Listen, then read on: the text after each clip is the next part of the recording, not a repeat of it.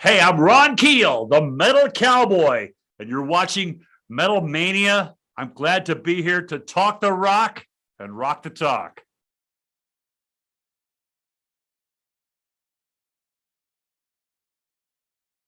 We have a new single just released called When This Is Over. And as a songwriter, a musician, a singer, an entertainer, we spend our whole lives chasing after these special pieces of music and these songs. And every now and then we're lucky enough to catch lightning in a bottle. I think we did that with this new song, When This Is Over, an anthem for these times that we're all going through, but also very timeless in its subject matter. And I got the inspiration from a fan email a few months back. This is right at the tail end of the pandemic, right before the Russian invasion of the Ukraine. So we hadn't yet been at war in Europe with the Ukraine, but we're still going through the tail end of the pandemic. And he had written me an email that said, he loved what we're doing.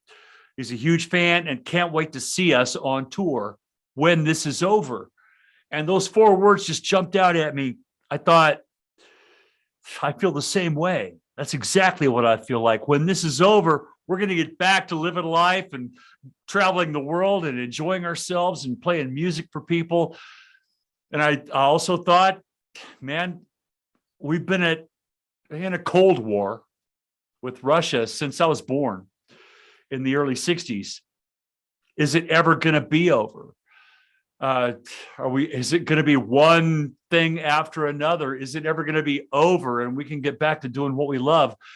So I wove the lyrics around that thread, both the hopefulness that everything's going to be cool and that thread of reality that, man, you know, it may never be over. Let's enjoy every day, every song, every opportunity. And once that email came through and I saw those four words, when this is over, I went upstairs. My guitar player, Dave Cawthorn, was staying at the house. We were doing sessions at the time. So he was here visiting, staying in the spare bedroom. I went and woke him up. I said, wake up now. We got to write this song right now. And we came downstairs. I put a guitar in his hands and we started carving out that tune. I realized early on that it was important enough not to wait to put it on the next album. We've got to release this song as a single now. This is a message that needs to be heard, both of hopelessness and hopefulness and hopelessness, to give hope, to inspire people that, you know, we're all going to go. Who doesn't want to go back in time to the good old days? So that's part of the lyric. We sat there, we wrote the song, and went into the studio immediately and recorded it. I wanted to get it out there as soon as we could. The music video is probably, as you broadcast this, already been out for a week or so. And just one of those songs that really transcends stylistic barriers. For instance, in the last few days when the single's been released, I've gotten some fans commenting on social media about, you know, because we have some country fans that are Ron Keel band fans, and they've said, man, this is really cool, strong new country music. And another guy will say, this rocks. And it really does transcend those. You can't put it in a category, rock, metal, country, southern rock. I'm not sure what it is, but it's real. And it is one of those anthems that, you know, since the Right to Rock in 1985, I've literally been looking for another song that had that kind of power, that kind of message, that kind of impact. And I think we found it when this is over.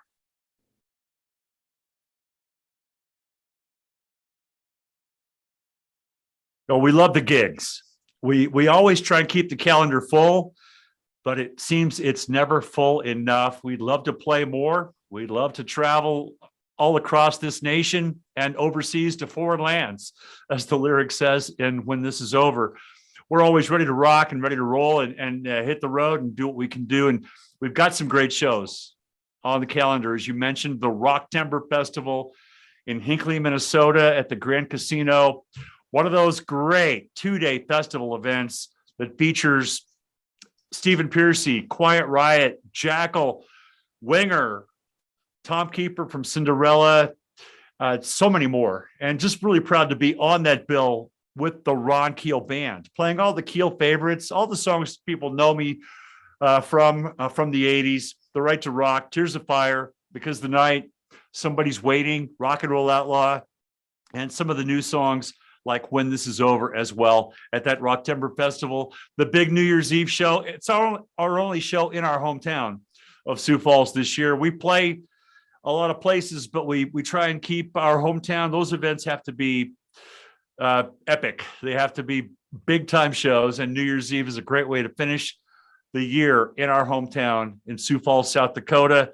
Our annual residency at the Sturgis Rally is always important to us. We're at the Full Throttle Saloon for 5-6 shows this year, and opening for one of the nationals. I think I can't say who. I would love to announce that, but they haven't given me clearance yet. But also we're the house band at the Full Throttle Saloon in the indoor facility there.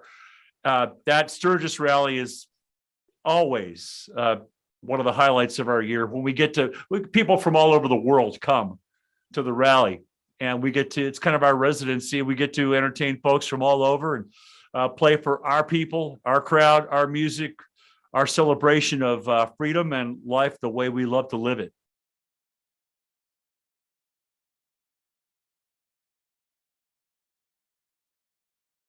Growing up on the streets, I never wanted anything else than to travel, create, write songs, play music for people. And you're right about those memorable gigs. I often get asked that question in interviews, and the gig that changed everything for me, if you'd like to hear the story, was, I was maybe 15 years old. No, I was 16. I think I was 16 years old. And I was the lead guitar player in an Alice Cooper tribute band.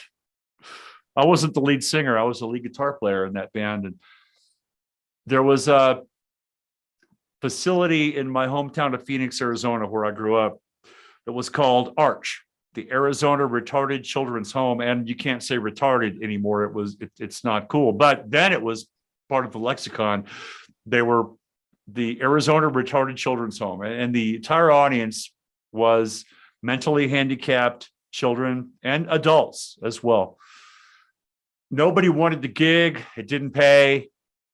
They called me at the last minute, said, "Can you do it?" We said, "Yeah, we'll do it." And we went on stage, and we were terrible. We were out of tune. We were sloppy. We were just kids. We didn't know what we were doing. And in the audience were a couple of thousand mentally handicapped people dressed up like Frankenstein, Dracula, the Wolfman. I mean, it's Halloween, right? It's Halloween. And we played, and after we got done with the show, it was the first time that I got mobbed. Literally, I walked off stage and I was surrounded by this sea of love, people swarming around me. Some of them were crying, rubbing my arms, thanking me for being there. And they were so appreciative that we had come to entertain them. They didn't care that we were young, sloppy, out of tune. They just really appreciated that we were there. And that feeling, I knew it right then and there when I was 16 years old. This is what it's all about. I made it today. And to this day now, lots of years later, you can't put a price tag on that. There's no platinum or gold that can compete with that feeling of touching people's lives and making them happy, giving them something to dance to. I mean, it still gives me shivers just to talk about it and speak about that memory to this day. And I've had a lot of great dreams come true through the years. I mean, touring the world, Europe, Australia, Japan, all across America, playing with my heroes, Van Halen, Bon Jovi, Motley Crue, Aerosmith, the list goes on. And playing at Madison Square Garden, sold out 3 nights in a row. Shibuya Kukaido in Tokyo. So many great memories. But that one unpaid gig when I was 16 will always stand above them all as one of those moments when you knew that you were doing what you were put here to do.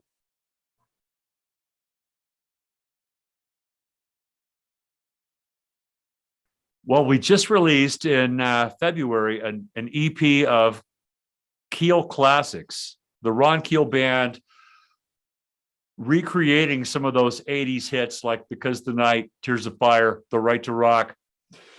And it was a pilot project for my new label, RFK Media, a chance to get the wheels turning, so to speak, for the new label with a product that I knew, those songs are timeless. They're a big part of my life and my career.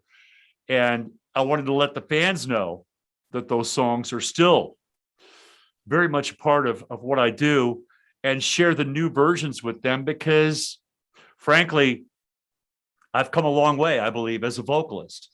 In 1984, 85, when I recorded those songs originally, I was still learning. And I've had a lot of practice in the years in between. So I really wanted a chance to sing those songs again and record those vocals as a mature artist and still compete with the original versions. They're in the same key. None of these songs are tuned down. They're all in the original keys. And I believe my voice, it's night and day in terms of the new versions on the EP Keeled and the original versions. I know the fans love the originals. Those are the ones they heard when they were a kid and they were growing up and they were wild and young and they heard those songs and they made a difference in their lives. And I appreciate that. I love that part of it, but I want to sing them like I can sing them now. And we do that on the Keel EP and we do it every night on tour with the Ron Keel Band.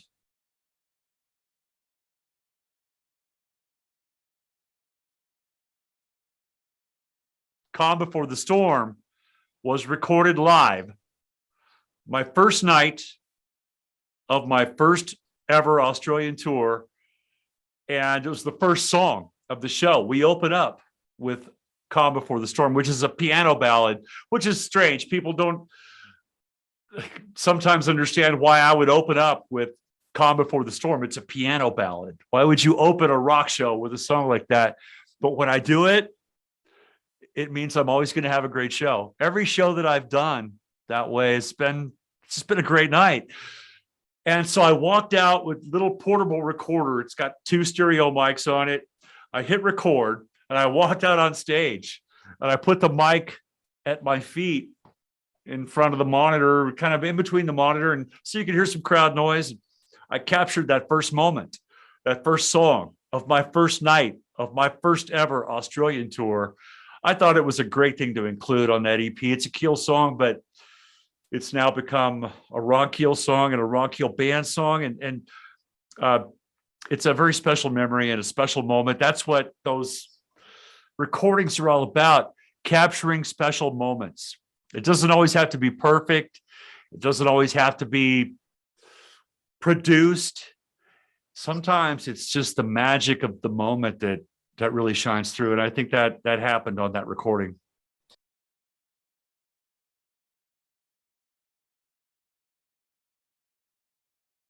It's my business, my company, my pride and joy. And after my experiences in the business the last 40 years, I feel like it's the right time for me to take the wheel. I don't want to sit in the back seat anymore. I want to take the wheel. I want to drive this car. It was really inspired by my former label, High Vol Music. Bill Chavis was the head of High Vol Music, who signed us to a deal in 2020 and released South by South Dakota, the last full Ron Keel Band album. Bill was a longtime friend and mentor, well loved in this business. He was a true rock warrior. Everybody loved him. He fought hard for this style of music and really loved me and believed in me. Unfortunately, last year in August of 2021, he died of COVID. young man, very healthy. And he went in the hospital and never came back out. When he died, it left me obviously grieving for the loss of a friend, but also wondering, what do I do next? How do I pursue releasing, recording, and promoting new music? Because that's what I'm always going to do anyway. Do I sign with another label, or do I just take the bull by the horns and try and do it ourselves? So I've got a couple of great partners in RFK Media, and we have launched this company as a multimedia enterprise for all of my music products, visual and audio products, as well as books, art. The sky's the limit with RFK Media, and that website is rfkmedia.com. We've released the EP, Keeled, the new single, When This Is Over. We've signed a great band from Fayetteville, North Carolina,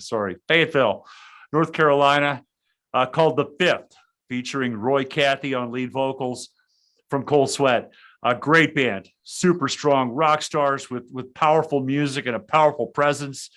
They're going to be releasing their first album on RFK Media next year. And we are excited about the opportunities. It's a huge challenge being a record company these days because the business has changed. And I believe that we can compete and succeed in a very difficult business. And I'm going to give it my best shot, but I'm really proud of what we've accomplished so far.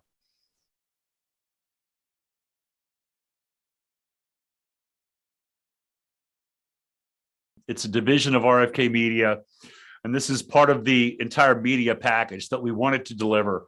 It's not just enough to be a record company. We wanted our own radio station, krfkradio.com. And I have to give full credit to our partner at KRFK, Corey Harker, who is the program director, who has a long, intense career in radio. I've had a pretty interesting career in radio myself, and I love it. I have a passion for it. But Corey is the guy who does all the programming, the 20,000 rock, metal, and all the subgenres you mentioned throughout the course of the day. And I've been able to enlist some of my good friends, Eddie Trunk. We have Eddie Trunk on the station twice a week. Dee Snider from Twisted Sister, Joe Elliott from Def Leppard. My show, Streets of Rock and Roll, premieres every Wednesday. And it's just an amazing lineup of syndicated programming, some live programming as well. So you get some live DJs, rock blocks that for an hour, we'll focus on hardcore metal, or on Sunday nights, 1 hour of live Southern rock. And it's very diverse, kind of like I am, but the response has been incredible. And it's a great platform to entertain people. And I know they have a lot of options when it comes to streaming your entertainment online from a music standpoint, Spotify, and the list goes on. We just wanted to give them one more option. And KRFK is something that I think everybody can enjoy. It's an adventure. It's a ride every day with all these great syndicated programs and some of the great voices of rock that you'll hear on krfkradio.com. We've done an amazing job so far in winning people over, and the response is incredible. We hope to keep building on that in the years to come. And I hope that all your listeners and all your friends and fans and followers and group members will find us on the radio at krfkradio.com.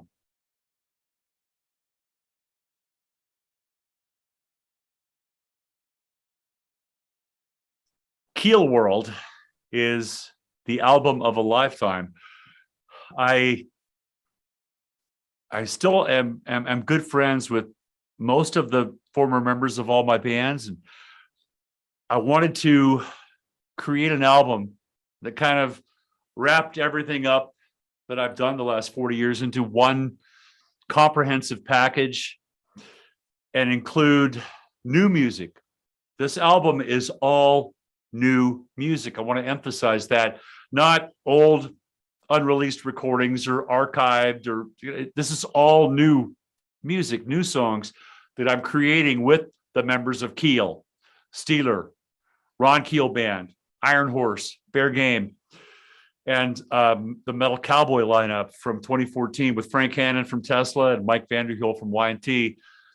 I felt like it was time to do that. Now, I'm not saying it's my final album. I will never say never. But at this time in my life, obviously there's more behind me than there is in front of me. I'm in my 60s. I don't know how much longer, hopefully for a long time. I don't know how much longer I'll be able to belt out Keel, Steeler, screaming those metal tunes that we all know and love. So I want to create some more music in that vein, in that style, while I still can. And I also want to address all of the other parts of my musical personality, even from the country years to the Rattlers to the Southern rock stuff of Iron Horse and obviously the hybrid that is Ron Keel Band. So we are recording new music now for that release in 2023. When this is over, the new single is the first single from that album. That song will be on the album when it comes out, but I felt it was important to get that song out now. That's a message that can't wait. We need to hear that song right here and now. And so that's why I released the single When This Is Over. Sooner the better. And I'm looking forward to the challenge. It's obviously like being in 7 bands at the same time, now interacting with and relating with musically and personally and on a business level with all of my former bandmates from Steeler, Keel, Iron Horse, Fair Game. Yngwie Malmsteen is not involved. Mitch Perry is playing lead guitar on the Steeler track. Rick Fox on bass for the Steeler track as well, who was on the Steeler album with me in 1983. So what I'm doing with those sessions is I'm recording all the vocals in the same location with the same engineer on the same microphone. The same person will mix the entire record, so it won't sound like a collection of different. It's going to be very diverse, but sonically, it's going to sound like an album. It will take you on a ride, take you on a journey through my entire life and my career, but sonically, it will have this cohesive element because all the songs will be sung by the same guy on the same mic in the same studio and mixed by the same producer engineer. So there will be some cohesion to it, but it is a very wild and diverse record that's going to come out on RFK Media in 2023.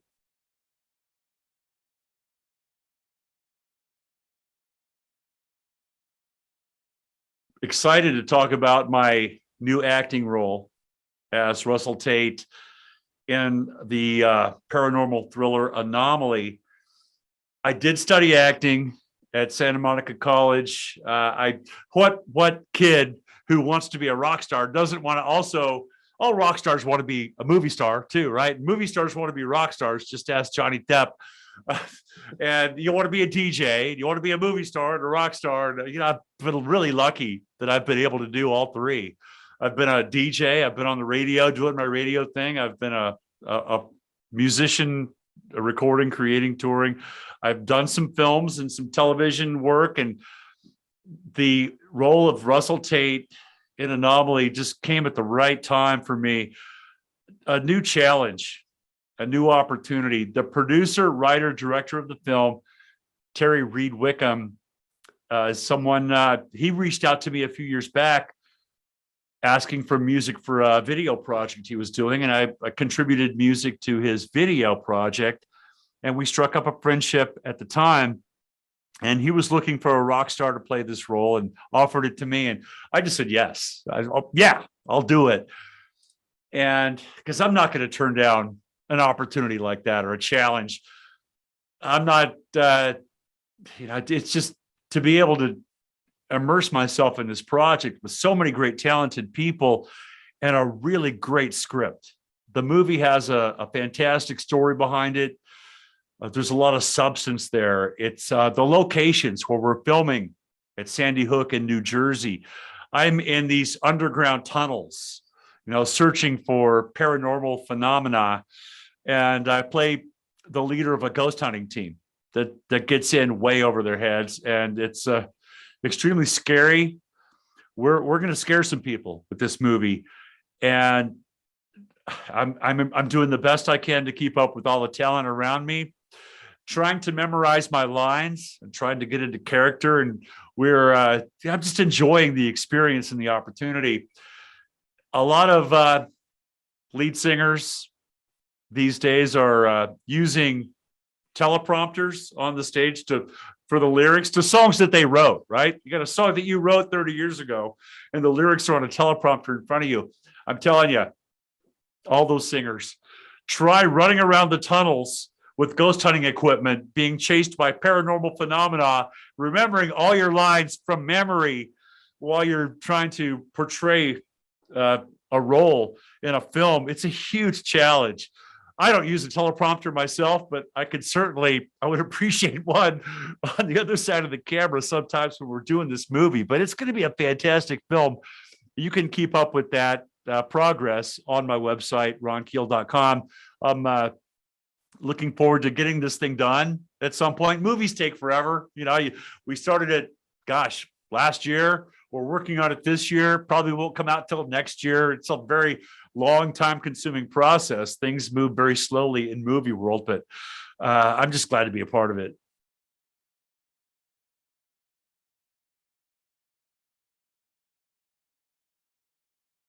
The opportunity to contribute to this amazing documentary, Let the Music Play, also called When the Bands Stopped Playing. There are 2 titles for the film, depending on which platform you're on, but it's on Amazon Prime, and it's won, I think to this date, 7 major film festival awards, produced by Kate Megan at Daily Boom Productions. And Kate is an amazing journalist and supporter of rock music in general. She put this thing together and invited me to participate and give my take on the COVID pandemic and its impact on the concert industry. The movie was so well received and had, like I said, won 7 major awards that we're now doing a sequel called The Tipping Point. Let the Music Play, The Tipping Point. My contribution is minimal, and that's only because I was probably the least affected by the pandemic of all the people that participated in this film. Everybody got the plug pulled. Whitesnake, Foreigner, my peers and co-stars in the film, and people like Joel Hoekstra from Whitesnake and Jeff Pilson from Dokken and Foreigner, Michael Sweet from Stryper. They all give their take on the pandemic. Well, for me, and I hate to even admit this, it's a complicated double-edged sword. The pandemic was hell. It was a bitch. But my business didn't stop. I still played. I did a world tour in 2020. I was in Australia right before the pandemic hit. I came back and did 25 shows in the States all summer long, did the Sturgis Bike Rally, did some fairs and festivals here in the Midwest US where we never shut down.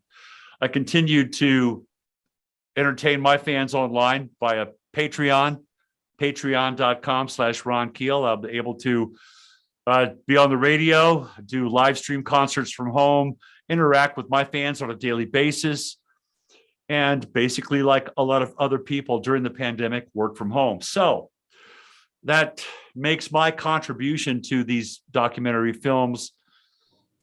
It doesn't diminish those contributions, but it is a different perspective than some of my friends who didn't play for 2 years. For instance, in the sequel, you'll hear my peers like Joel Hoekstra from Whitesnake and Jeff Pilson from Foreigner talk about that long break and what it was like. I don't have that perspective because I never took a break. So I'm really proud to be involved in those films. I do believe that in years to come, 10, 20 years from now, Let the Music Play, the documentary and the sequel, The Tipping Point, will become time capsules of what we all went through in this industry and as a culture during the pandemic and during the year or years that followed the pandemic. They're important movies. I highly recommend them. Great insight, great score, soundtrack, very well done, well edited. Just really wonderful documentary films about the business I know and love. And so I highly recommend them to, don't watch them because I'm in them, watch them because they're important films.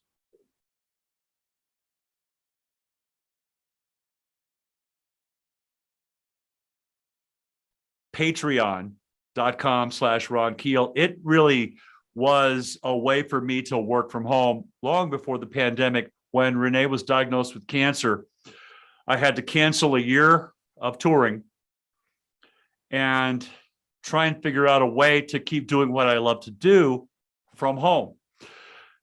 The obvious choice was to do that online, and Patreon provided me with a platform to do that. And it is a subscription service. You pay $6.99 a month. We have a lot of Australian subscribers as well. I want to give a huge tip of the hat to my mates and friends in Australia that are subscribers and Patreon members. Wayne Willoughby, Jack Kostrin. I'm going to forget everybody if I try to start naming people, but it is a unique way for me to share everything, and I mean everything, with people online. I don't put that stuff on Facebook or YouTube. I keep it close and share it with the people that are part of my online family at Patreon. Exclusive video, everything from the first Keel concert ever in 1984 to whatever I did this morning. Wake up, grab the guitar, and sing and play a song for my people online.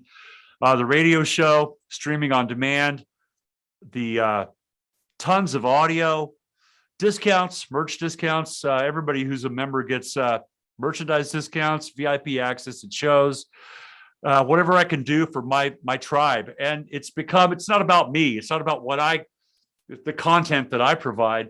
So much of it is about the interaction between the tribe members now. It's become a family. That's why we go to concerts in the first place, right? To have a shared experience with people who enjoy the same stuff that we enjoy. It's like a concert. That's why we go to shows. That's why my fans go to patreon.com/Ron Keel to be a part of an experience together. So their friendships that they've built amongst each other are some of the most rewarding things about what we've done online, and we're still just getting started.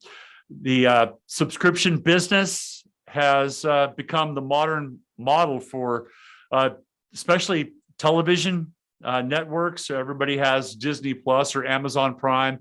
But this is basically the same thing for entertainers. I do feel like I have a lot of content to offer, and I wake up every morning thinking, what can I give them today? What can I do or say or share that's going to be special, that's going to make them smile, entertain them for a minute, give them a little something special that they're not going to get anywhere else except for on Patreon. So I appreciate the opportunity to talk about that. If you want to check it out, anybody who's watching or listening, the address is patreon.com/Ron Keel, and you can subscribe for a month and soak up all the cool stuff we've got, and then bail if you want to go.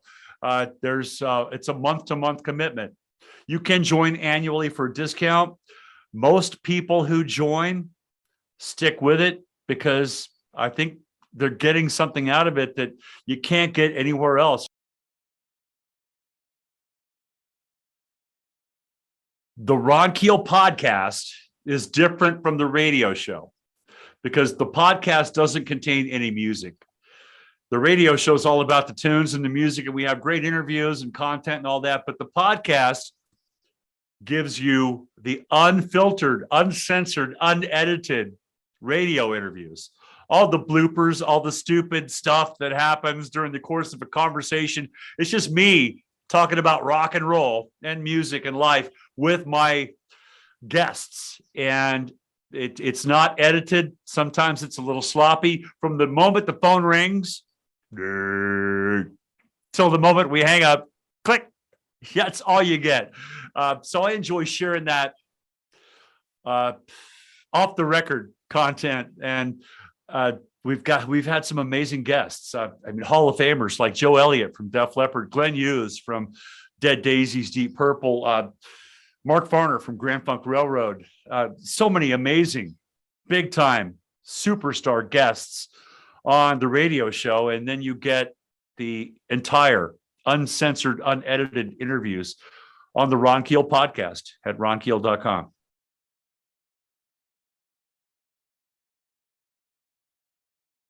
My history with Black Sabbath is pretty well documented at this point.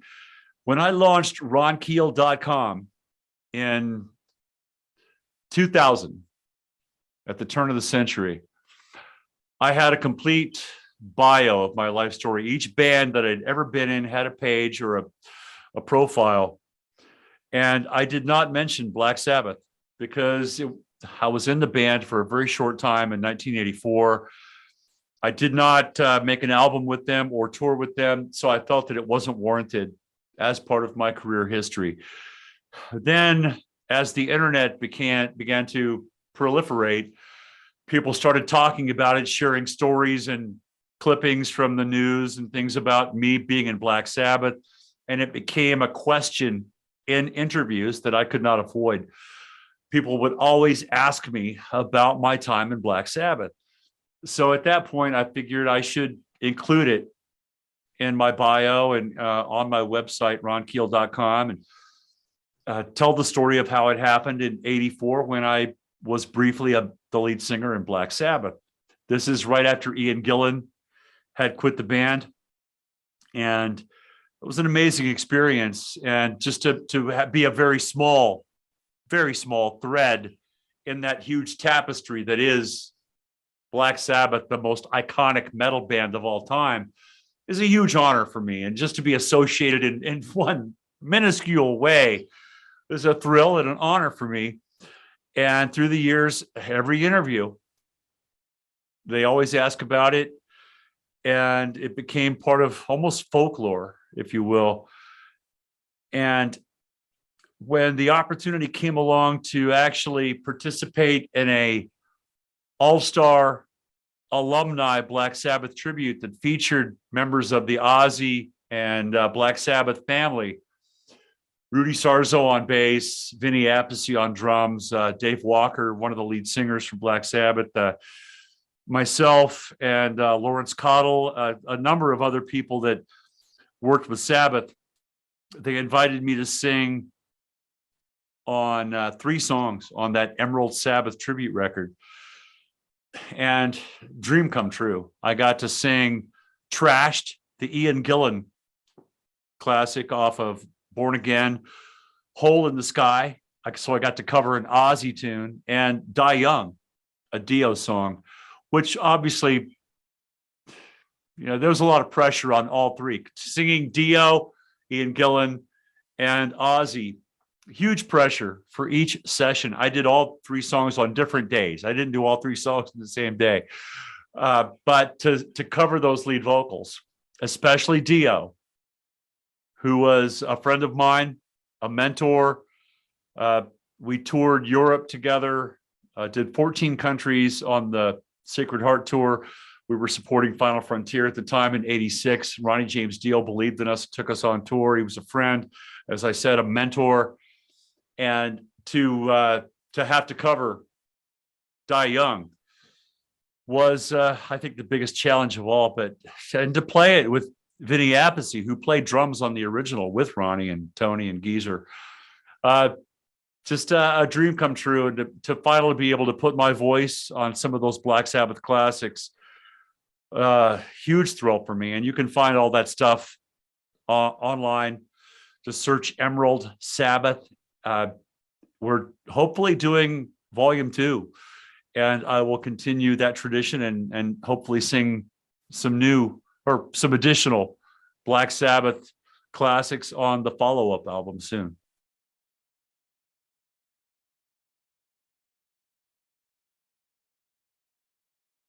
Not only did I get to fulfill that dream in the studio, cutting that Emerald Sabbath album. I got to do it live on stage last year. We did a Black Sabbath tribute show, and we called it Keel Sabbath. And my band backed me up. We went out and did an entire Black Sabbath set, the same song list that Tony Iommi handed me in 1984, said, hey, learn these songs. We're get ready to do these songs on tour.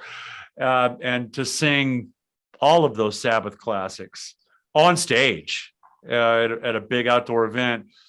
It was a blast.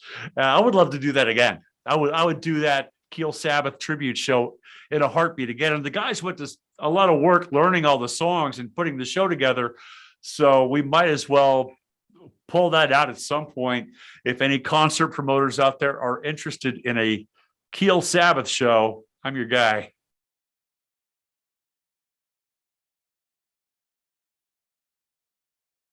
My company, RFK Media, will be releasing not only music, but other types of content, art, hopefully some DVDs, and publishing some books as well. A couple of projects in the works are the revised edition of my autobiography, Even Keel, Life on the Streets of Rock and Roll, which was originally published in 2014. We are adding some content and filling in some of the blanks from those stories and adding what's happened the last 7 years since the book was published originally. So that'll be available through RFK Media in conjunction with the Keel World album next year. I'm looking forward to expanding on some of those stories and filling in some of the blanks. A lot of the stuff got skipped over or eliminated in the final draft. So I'm going to expand on that and give people the entire story and catch up to where we are now with the revised edition of that. We're also republishing my wife's book. Renee, as we talked about, was diagnosed with cancer in 2017. And the first thing she did when we got home from the doctor was she sat down and she started to write about it. Really just pouring out her thoughts, her heart, her feelings. I think it was a form of therapy for her to talk about it and to be real and authentic. She published that as a blog online and added to it every couple of days throughout the entire battle with cancer, from the diagnosis to being cancer-free. So the entire journey is documented in her book. It's called Anything But Pink. You can get that at reneekeel.com. We're going to republish that with RFK Media, but I don't think there's anything we can change. That book tells the entire story of what she's all about and what she went through. And very inspiring for anybody, not just going through cancer, but going through a tough time in life. She chose to stay positive and fight that cancer battle with a smile on her face and with her husband, the man who loves her, at her side. And very proud of her for putting it all on paper, one step at a time, and being sometimes brutally real. And I added my input, if you will, at the end of each chapter. I would come back and write my take from the caregiver / spouse's perspective. And a lot of times she didn't realize how brutal it was, or how scary it was, or how, I guess she couldn't even acknowledge that part. She was manifesting the positivity and the happy ending. I was going through it scared to death and trying to do the best I can. What does a husband do when your wife gets diagnosed with cancer? There's no textbooks out there. You can get a book that says, be supportive, listen to what she says, and change her bandages, or wait. That's a bunch of crap, man. There's a lot more to it. Of course, you got to do all that stuff, but there's a lot more to it. So I added my perspective at the end of each chapter, trying to express how scary and it all was. It was really a life-changing experience that's captured in the pages of her book. And I know that it's affected a lot of people that have read it. the people that are going through cancer that have needed some positive guidance along the way have read it and responded in a great way. And if we can change one person's life through Renee's book, that's worth it. And anybody, all of our lives have been touched by cancer in one way or another. It's a very scary battle. We're glad that our story had a happy ending, and you can read that entire story in Anything But Pink by Renee Keel.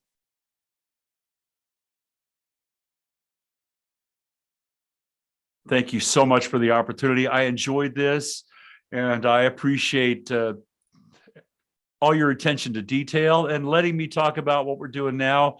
The past is fantastic. The history is amazing. There are 40 years of rock and roll road stories to tell.